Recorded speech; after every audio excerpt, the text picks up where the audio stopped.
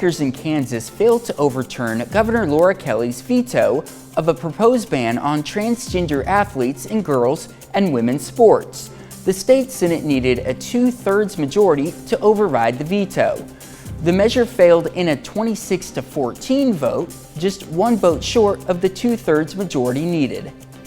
The FDA will reportedly soon allow children as young as 12 to receive Pfizer's COVID-19 vaccine. Under current rules, vaccine recipients must be at least 16 years old. The expanded authorization is expected to be announced within the next week. A former Webb City teacher gets a 10-year prison sentence but could serve as little as 4 months for child molestation charges.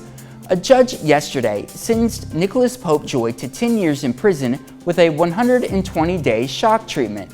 At the conclusion of that shock treatment, a judge will determine if Popejoy will serve the remainder of his 10-year sentence or be placed on probation. Popejoy was originally charged with statutory sodomy for sexually assaulting a student while Popejoy was a coach and teacher at Webb City Junior High. A Joplin man, Reuben Russell, will serve 15 years in prison for 3 counts of child molestation. He pled guilty to the charges back in March as part of a plea deal.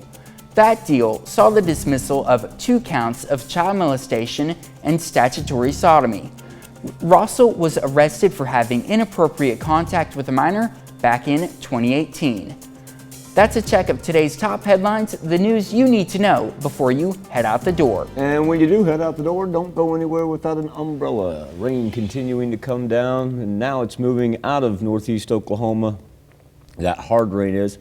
And into portions of McDonald and Newton County, and continuing this one in particular that we're looking at right on the state line. This one's moving pretty much west to east.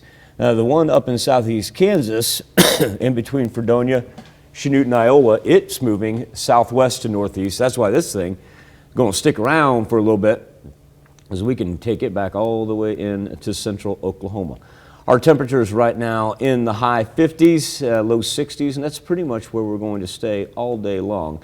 Going to be a couple more hours before everything departs our area, and when it does, we'll actually clear off this afternoon and get a little peek of sunshine before Tuesday's over.